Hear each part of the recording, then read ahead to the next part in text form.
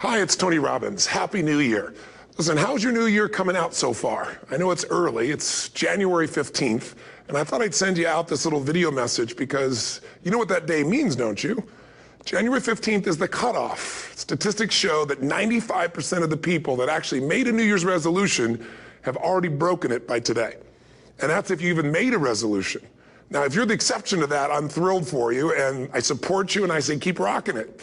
But if you've missed, maybe I could drop you a quick little message or two here that can help you not only recover, but get way beyond just making some New Year's resolution and make some real lasting change in your life. I mean, think about it. Most people don't even make a resolution anymore. Why? Because they've made them from years and years and years, and they know they're not going to follow through. So after a while, who wants to disappoint yourself? Who wants to be upset with yourself? Why even bother to set a new standard for this year? You know it's going to be the same as last year. If you're the kind of person watching this right now and you've actually opened this email and you haven't shut me off already, then obviously that's not you. So the question is, what is it that makes us even want to make a resolution? I mean, it's an interesting question. Why is it at the beginning of a year we have this tradition, but it goes beyond tradition. It's something inside of us that makes us want to make things better. And I think part of it is the calendar gives us this idea that we could have a fresh start, that we can start from fresh and have this great victory. And it's really, the calendar itself is quite arbitrary. It's wonderful to use it, but if you didn't use it effectively, let's use the calendar to serve you today. Let's just see, what does it really take to make this thing happen? Because there's no denying that inside of you, the only thing that's going to make you happy in the year ahead and the decades ahead is going to be having you have an experience where on a regular basis, you feel like your life is making progress. If there's one thing I teach, and I want to remind you of it, it's really simple. Getting things is not going to make you happy. That's good news in a tough economy. It's a good reminder. It doesn't matter what you get. Doesn't matter whether it be money or opportunity. All those things might excite you for the moment. Even a relationship, as magnificent it may be, might be exciting for a while. But if you don't keep growing, that relationship isn't going to stay exciting. So the secret to real happiness is progress. Progress equals happiness. And if we can make progress on a regular basis, we feel alive. And that's why at the beginning of the year, we get this thing like, okay, I can have this fresh start. I could really do what my soul desires. I could expand. I could grow. I could improve. I could change. Or maybe better than change, I could progress. See, think about that. Progress is an aliveness to it, doesn't it? You don't have to work at changing. People say all the time now, well, I'm working on changing. Don't worry about it. You don't have to work on changing. Change is automatic. Your body's going to change whether you want it or not as the years go by. And no matter how hard you work, there's going to be some changes going on there. The economy is going to change no matter what you want it to do. The weather is going to change. Relationships are going to change. Everything in life is always changing. We don't have to work on change. Change is automatic, but progress is not. So if you want to make real progress, then you really got to look at your life in a different way. You got to say, I got to take control of this process and not just hope it's going to work out like people do who make a resolution. Because really, isn't that what they're really doing at the beginning of the year? They're saying, well, here's my resolutions for the year, and they really basically tell you their wishes. It's their wish list. It's what they hope it all comes together. And then they call it a resolution, but they don't know what a resolution is. When you resolve something, to have a resolution is to resolve it. When you've resolved, this is how it's going to be, that's when you cut off any possibility except the thing you've committed to. It's like the old adage, if you want to take the island, you burn the boats. Because when you burn those boats, there's no going back. You're going to find a way to make things work. And most people, they're stating what they hope will come together, and if it doesn't happen, then they're disappointed, but they're not too disappointed because they're not too vested. What does it take to successfully create a lasting change in your life? To not only have a New Year's resolution you follow through on, but really have a lasting change? Well, the first step for lasting change is very much like making a New Year's resolution. Fundamentally, it's the same. The first step is you got to have a vision for what it is you really, truly want. Not what you think you want or what you should have. I mean, what are most people's New Year's resolutions? I'm going to stop eating sugar. I'm going to stop smoking. I'm going to lose 10 pounds. The problem with that is it's not very inspiring for most people. It's not telling you what you're going to get. It's only what you're not going to do. And it's kind of hard to have you move forward with that. A vision is about what you're here to create. A vision that really works is one that excites you. If you say, well, my resolution, my goal, my outcome for this month, this week, this year is to lose X number of pounds, that's okay, but it's not very compelling. It has to be a compelling vision. It's got to have something that has the power to pull you, not something you have to push yourself to do. Those are two different kinds of motivation. Push requires willpower, and willpower never lasts. What will last is pull. Having something so exciting, so attractive, something you desire so much that you have a hard time going to sleep at night and you get so up early in the morning to rock it and take it to the next level. That's what you're looking to create. And that isn't easy to get. But one of the reasons we do seminars and events and we say, why do that? Why not just read a book or something? Is because when you get in an environment where you're with people that are being put in a peak state, like when you're going to a sporting event, if you watch a sporting event at home, it might have a certain level of excitement. But when you're in a stadium with 50,000 people, suddenly it has a whole different level of intensity. And we feel that. And the bottom line of our follow-through comes down to our emotional intensity. In a different state of mind, you're going to come up with a much better and a more exciting vision than if you're sitting on the couch going, okay, what are my new resolutions for this year? And you're doing it the morning after the new year has started and you're a little inebriated and the football game's on in the background. Probably not going to have the power of focus there. Probably not going to have the power of the energy to create something that's going to pull you for this year. And you got to do that. So it's got to be a vision that's compelling. Something that it's going to be a gift to make sure that it happens. And also, along with that compelling vision, you got to have strong enough reasons that you're going to follow through when the going gets tough. That's one of the biggest things missing for most people. They say, this is what I want to do. It's not very exciting. It's not very compelling. But most importantly, they don't have strong enough reasons to push themselves through what's going to be necessary to get that dream, to get that goal when the inevitable challenges come up. When you're starving, hungry, and you're trying to go on a diet, right? When you got no time and you're stressed out and you haven't worked out still, and that's what you're supposed to do. When the economy gets tight and what you thought you're going to do doesn't work, and so you give up on the goal instead of finding another way to get there. You don't let the fear take you over if you've got strong enough reasons. Those reasons can be positive, or those reasons can also be negative. They can be, if I don't do this, this is going to cost me. And if I do this, this is what I'm going to gain in my life. Reasons come first, answers come second. If you get a compelling vision and you got strong enough reasons that will push you through the tough times, you're going to do things other people don't do. Instead of collapsing, even if you get off target, you won't go, oh, I blew it. You'll get right back on target, make the change, make things happen. And I know you've done this in many areas of your life. Just think about it again. I'm not teaching you something really new here today. I just want to remind you of what your soul knows. You got to change, you got to improve, and you got to go through a simple process fundamentally to make that progress. First step, vision that's compelling. Second step, make sure that there's strong enough reasons to follow through. Third step, you got to review it and feel it every day. I mean, anything. Have you ever had this happen in your life? Has there been anything in your life that you've ever wanted so badly? You were so desirous of it. You had such a hunger for it that you couldn't stop thinking about it. Could have been a career move, could have been when you were a kid, a car, it could have been a relationship, it could have been anything, but you were obsessed. You wanted to make this happen. You wanted to attract this to your life. You just wanted something. And you didn't even know how to get it. But it was so compelling to you. You kept thinking about it every day, envisioning it, imagining it, feeling it. And then stuff happened. And suddenly you started to attract people or situations to your life, and it just came together. Like, you didn't even have a total plan. It was just that it was so a part of your focus with so much intensity and emotion so often that it sensitized you to notice anything that could get you there. There's a part of your brain called the reticular activating system. For short, we call it the RAS. That part of your brain determines what you notice in the world. And it's really important because when you set a goal, when you get really clear on a vision, and there's strong enough reasons, and you review it enough, and it becomes a part of you, that part of your brain says, anything that relates to this, I need to notice. It's like, did you ever buy a certain kind of car or maybe a certain outfit, and suddenly you see that car everywhere, or those outfits everywhere? Well, you know, the cars were always around, but why do you see it now? Because your RAS knows this is important. This is part of my world now. Similarly, when you really get clear and it's compelling and you're reviewing it every day, you've got strong reasons and you're reviewing it every day and you're feeling it, the brain becomes incredibly acute at noticing anything to get you to move forward. And so that's the power of this. So, you know, what do people do with a New Year's resolution? They come up with something they kind of want. It's not a compelling vision. They don't really have strong enough reasons, and they never review it again until to notice that they broke what they said they really want to have make happen, because they didn't really resolve. If you resolve, you got the vision, it's compelling, you review it daily, and you feel it, you envision it, and you experience it. Simple as it sounds. Now, ultimately, what is this really about? Ultimately, if you're going to have lasting change in anything, you're really talking about just raising your standards. I mean, I always tell people, if you want to know how to change your life, I give it to you in 3 words, boring as it sounds: raise your standards. And what does that mean?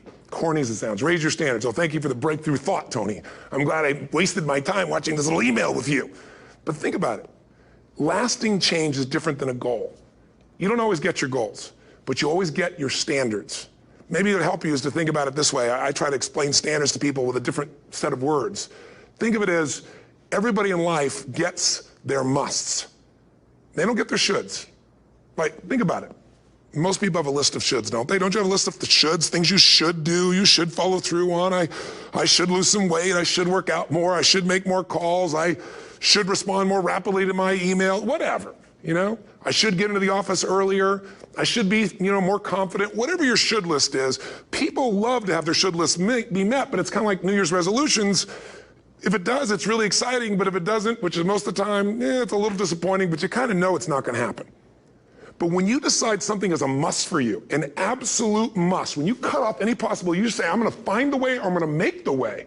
Human beings, when they resolve things, when they make a real resolution inside themselves, which is they raise the standard and they make it a must, they find the way. Think about it in your own life.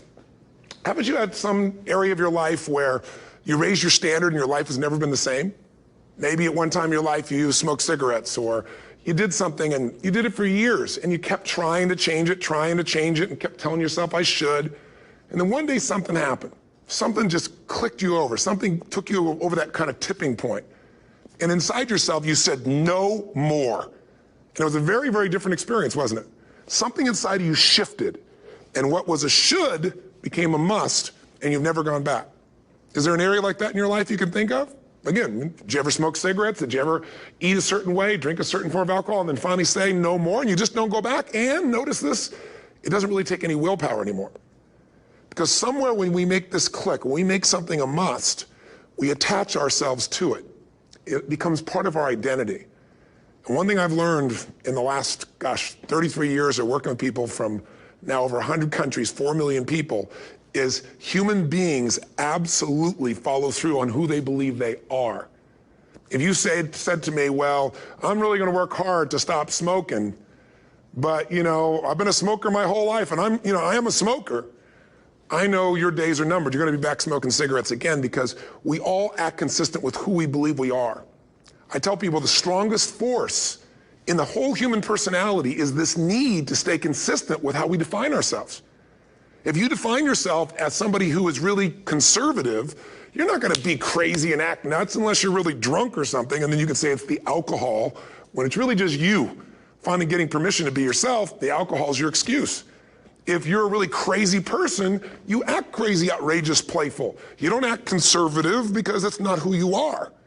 Very often people say, well, I can't do that. I'm not that kind of person. And I always say to people, really, when did you define yourself?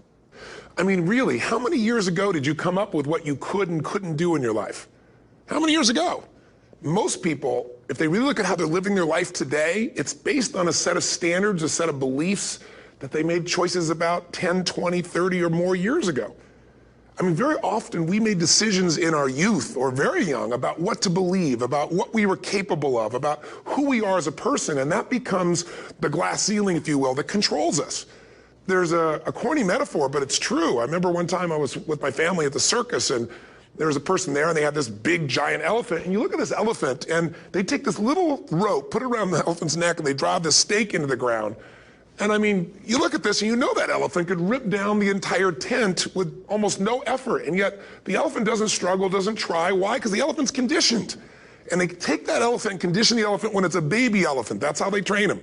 When it's a little baby elephant and it doesn't have the power yet, they put a big rope around it and they drive this huge stake in the ground, and the elephant fights and fights and fights. And one day, finally, that elephant decides, I'm not capable of pulling this out. And once that becomes the definition of an identity of anyone, an elephant in this case, they don't even try anymore. It's just who I am, that's how it is, that's just the way it is in my life. I'd like to ask you to take a look at any place you've got a limitation and ask yourself, when did I decide to accept that limitation? And you may not even see it as a limitation. You might see it as just that's who I am. But so often in our lives, we've adapted to be a certain way so that we don't fail or so that people will like us or respect us, but it's not necessarily who we are. Joy comes when you're spontaneous. It's really hard to be truly happy when you're not being yourself. And most of us have no clue who we are. And so a big part of my work, if you've ever been to an event, you know, is to get people to do things spontaneously without thinking, because that's when the real you shows up. That's when the energy comes alive. And when you do that, when you start to connect to your true nature, suddenly there's energy available for you to set a higher standard for what you want in your life. That's what this is really all about. And when I talk about standards, when I talk about, shoulds versus musts, think about your own life. I know there have been areas in your life where some point in time you just shifted and you raised the standard and your life changed. Because whatever people have their identity attached to, they live. We live who we believe we are. That's just how it works. It's just kind of like, I'll give you an example. Look at your physical body. Your physical body today is an absolute reflection of only one thing, not your goals, not your desires, but your standards. The identity you have for yourself. If your standard is you're an athlete, then there's a certain amount of strength, a muscle tone, and energy that's available in your body on a regular basis because that's who you are. And so you do whatever's necessary to maintain that identity. Again, the strongest force in the human personality is this need to stay consistent with how we define ourselves. Because if you don't know who you are, you wouldn't know how to act. Once you lock in on that identity, your brain finds a way to keep you there. If you say, man, I'm overweight, I've always been overweight, I'm big boned, and that's the story you got, then you're gonna always find a way to get back there. That's your settling point. That's your identity. That's where things lock in. If you see somebody who's in really great shape, you ask them, do you work out? You know the answer. Yes, how often? And they'll tell you 3 times, 4 times, 5 times a week, whatever. In a seminar, I'll ask people, who here works out at least 5 days a week? And I'm stand up. And you look around that room, and you know that they work out 5 times a week because you can see their body. You don't just get a result without some kind of action, without some form of ritual. Ritual meaning actions you do consistently. Now, do you think those people that are out there working out 5 days a week, do they have more time than you do? Or I have, or anybody else? Of course not. Is their life less busy? Of course not. It's just a must for them. They must work out that way, and they've made that turn and their life's changed. So I'm not saying you have to work out 5 days a week. I'm just saying whatever you really want, wants don't get met consistently. Standards do. Whatever you identify, this is who I am. And so it's not so much about changing your identity as there's expanding it. Deciding that, instead of your goals to lose 10 pounds, which is not compelling, what if your vision was to get back to my fighting weight? This year, this month, this next 90 days, I'm going to transform my body. I'm going to take on a new challenge. I'm going to find some technique or strategy, there's a million of them, that can reframe myself where I want to feel younger, stronger, more vibrant than ever before. Here's my reasons. Because I want the energy to really make my life work. Because it's tough out there, and I want to be stronger than I've ever been before. I want to go in front of the mirror, and if I'm naked, not, want to laugh. I want to look there and take a good look and go, yeah, I'm proud of whatever I see there. Whatever it takes, something's going to make you laugh, smile, something that's going to tease yourself, but something's going to move you to another level. If you identify yourself in a new way and you own that every day, and that becomes the standard of how you live, you'll find the way to make that standard real. Money's the same way. Think about it. It doesn't matter what's happening, quote unquote, in the marketplace. People that make money find a way to make money no matter what, don't they? I mean, most people's standard is to pay their bills. So that's what most people find a way to do, even when economic times get tough. Most people, if that's their absolute standard, they find a way. Some people's standard is pay their bills most of the time. And so most of the time they do. Some people's standard is not just to pay their bills, but to take care of their family and maybe even some of their friends. And they find a way. In fact, some people may be in a family where they don't have enough money. They barely have money to pay their bills. They work their guts out. And then somebody, their mother, their father, somebody else, their sister gets ill, and there's not enough money to take care of it. Nobody else has money in the family. They don't either, but they find a way to get that money to take care of their mother or father, don't they? And pay their bills. They never could do it before. Why? The situation made them raise their own standard. And not everybody does that. Somebody else in the family might have money and still not take care of their mother. It all comes down to the inner game, my friends. Changing your life is a change in the inner game. The outside world you can't control, but you have absolute control over this one if you learn the dynamics of what shapes you. And identity is one of those simple, clear, fundamental basics that if you start to shift it, everything else will shift in your life as well. Some people, by the way, have to have more than enough money to do what they want, when they want, where they want, with whomever they want, contribute the way they want. And if that's their must, they find a way. I know that sounds overly simplistic, but it's true. You know, somebody once said you could take all the money in the world out of the hands of everybody, out of all the wealthy people in the world who are really successful, give it to other people. It wouldn't take too long, those people would have it back in their hands. It's not because they're manipulative, it's because they have a standard. Some are manipulative, don't get me wrong, but they've got a standard of what they're gonna find a way to make happen. I'm just simply saying to you, take those 3 magic words and live them. Raise your standard. And if you really wanna do it, then I'll tell you the most important secret. Have you ever done this? Have you ever told yourself you're raising your standard? Okay, I'm gonna go make this happen. I'm gonna go make this much money. I'm gonna transform my kids. I'm gonna create the ultimate relationship in my life. I'm gonna transform my body, whatever it is. And then you don't have strong enough reasons and you don't use it. You don't follow through. It's because you didn't back up your standards with what makes those standards real, and that's rituals. Rituals are where the power is. Whenever we do our Robbins results coaching, and we say Robbins equals results, the way we get results with people, it's the same way if you listen to my Ultimate Edge program, or back in the old days, Personal Power, or if you went to one of my seminars. You know what I do is I take these huge challenges you got and we break them down into little bite-sized steps. Little things you do each day that after you do them, you get so much momentum that it's easy to succeed. You're not overwhelmed. You have these victory day after day after day on little things. If you went through Ultimate Edge, I'm sure you learned about the hour of power, or the 15 minutes to be able to be fulfilled, or 30 minutes to thrive, where you literally just condition your body and emotion with a couple little rituals. So it doesn't matter what's going on in your world, you feel that strength, and it's not fake, it's not some pump up, it's coming from inside you, and it works. Rituals define us. See, all the results in your life are coming from your rituals.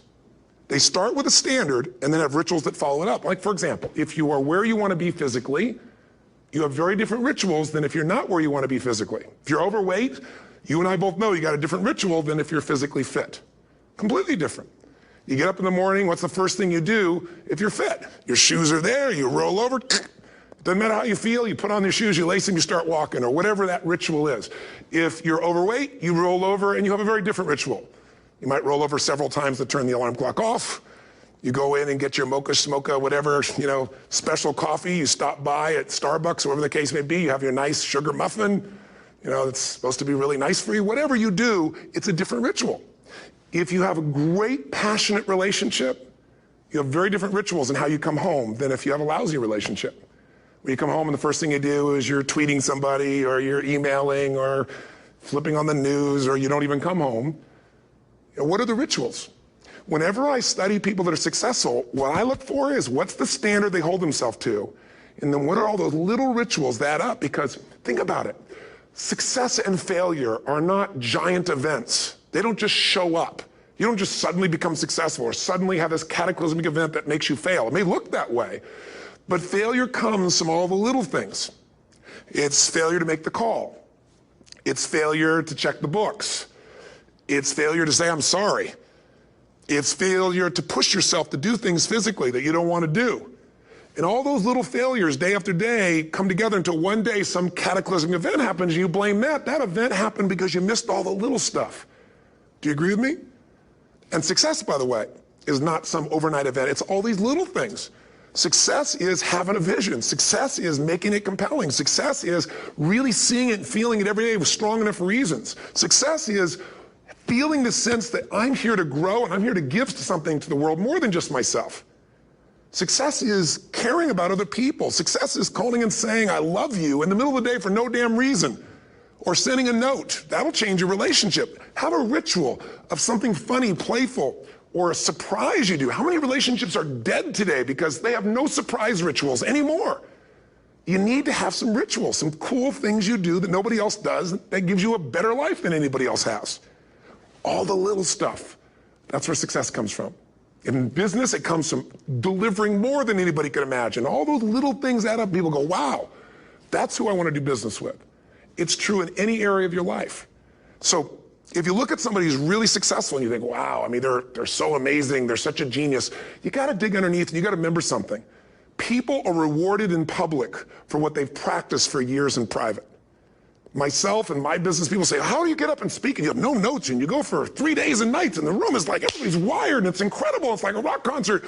How do you do that? How do you have that confidence? Well, it's not confidence, it's experience now. But I did so much behind the scenes and I still do to make things right. I mean, How many people would know that since the time I was 17 years old, before I walk on stage, still do to this day, wouldn't need to do it, but I still do it, I never walk out there without being in an absolute peak state of mind. You know, there are days my back is hurting, my throat was hurting, or I may have had a challenge, or my father passed away, and I've still got to deliver for these people because my standard is give my all every time. Every event has to be better. Talk to anybody who's been to our events for 5, 10 years, some of our trainers, and they'll say, I don't know how he does it. He always finds a way to make it better. That's not an ego thing. That's a standard in me. I have to find the way.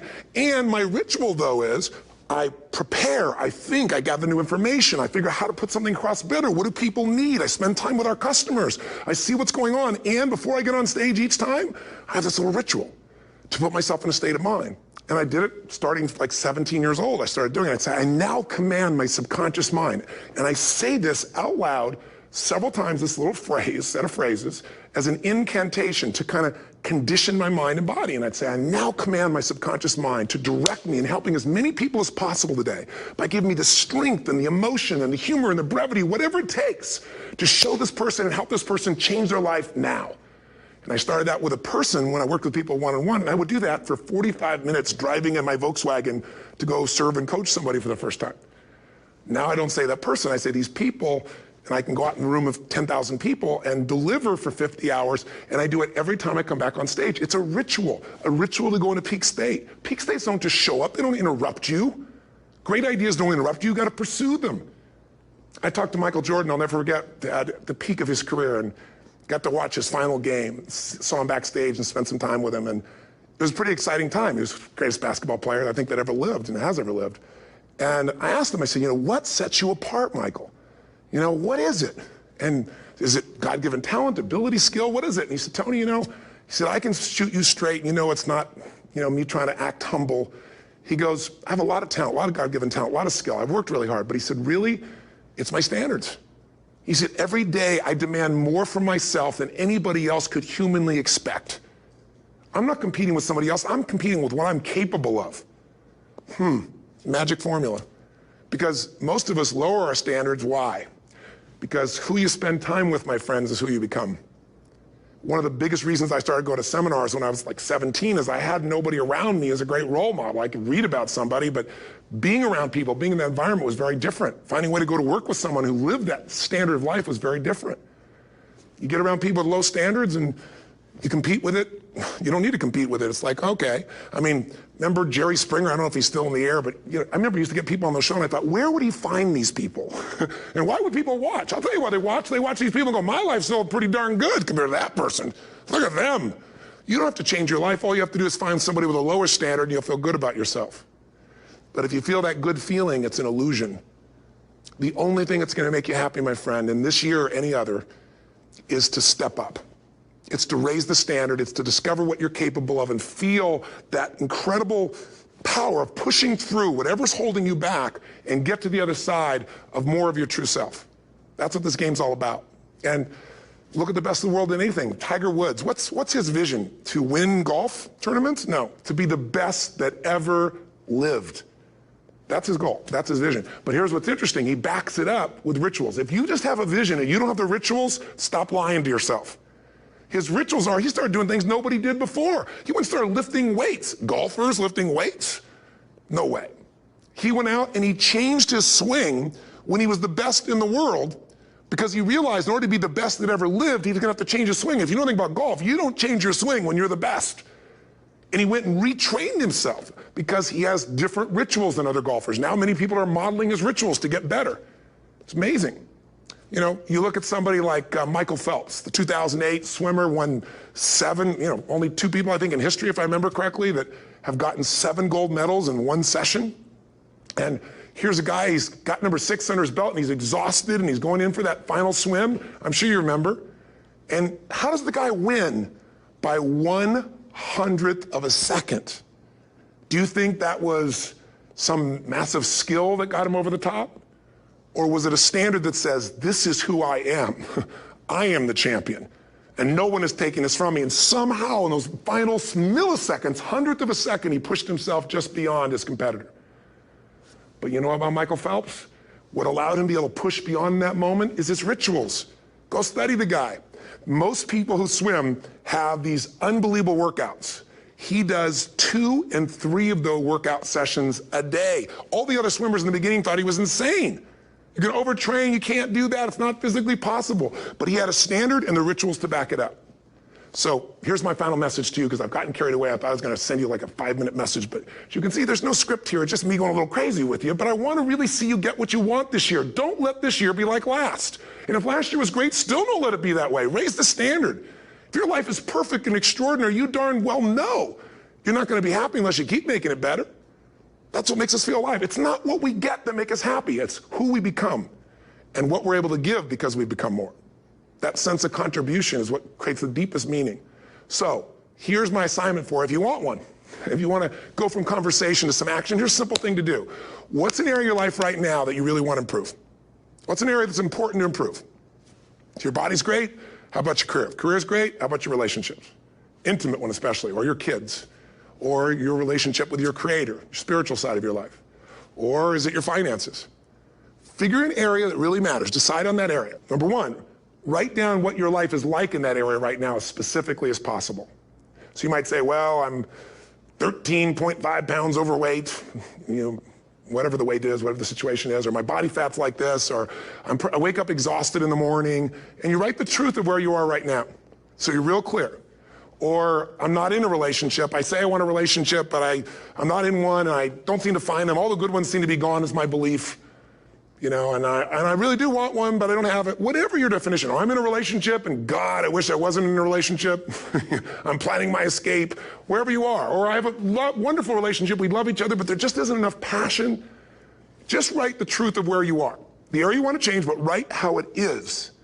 And then the second step is, and this is where you got to be really honest with yourself. What are the rituals that have put me there?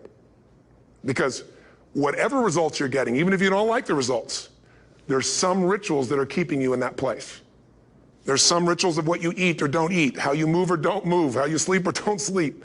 There's some rituals in the lack of variety or spice or energy or focus in an area. There's something you're doing, and it's usually not one thing, it's a bunch of little things that you kind of do consistently whenever you think about getting in a relationship, whenever you think about working out, whenever you think about money. You get yourself in a state of overwhelm. You start thinking about all the things you can't control. Just write down all the rituals you have, and then here's the third step. What do you want? What's your vision? And be really specific. I want to be my fighting weight. I want to be the strongest I've ever felt. I'm going to turn whatever it is, be specific. And then, last step, number 4, what are the rituals that'll get you there? What would you need to do differently each morning if you're going to be that kind of energy, that kind of strength? How often would you work out? What days would you work out? What time? A ritual is something you do consistently, usually at a specific time, so it becomes automatic. Let me tell you something. Willpower doesn't last, but rituals can last a lifetime. I bet you have some rituals in your life right now you've been doing for years, even though some of them don't serve you. I'm just saying, wake yourself up. If you want a new year and a new life, you don't need to start on January 1st. Start today. Start with this little video. And just begin to see what happens and see how easy it is to just do a few little rituals. Don't do them all, just do 2 or 3 new things. And you know what happens? You'll get momentum. Because once you discipline yourself in one area of your life, you feel yourself doing it in other areas as well. And I always say something that my original teacher taught me. I always remind people, there's always 2 pains in life. There's the pain of discipline, or there's the pain of regret. And discipline weighs ounces, as my friend Jim Rohn taught me. Regret weighs tons. You don't have regret. So right now, what do you want to change? What's it really like? What are the rituals that got you there? That'll take a little homework. If you're not sure, ask the people around you. They'll tell you what your rituals are. What do I really want in depth? What are the rituals that'll get me there? And then get yourself to start a few of those actions and lock them in place. If I can help you in any way, we're here as a company to support you. Come have an event with us. Come to Unleash the Power Within or Mastery University, or get a coach. You can get a free coaching session if you call our company and click on something on this. We'll probably have something on it, or get a product. Or don't do anything with us, but do something with somebody, starting with you. If you make the changes in yourself, you're going to be proud this year, and no amount of money or accolades from other people can mirror the feeling of being proud of knowing you've taken back control of your life, or you've taken a great life to another level. Because once you do that, you have something you can give other people, whether it be your kids or your friends or your family. And ultimately, that's what life's about. So thanks for listening. I don't know how long I went here, but I hope this has been helpful for you. I just thought it's a new year, and I want people to be able to truly create a new life. And until I see you again, hopefully soon, or gets a chance to meet you, live strong and live with passion. And of course, God bless to you. Happy New Year.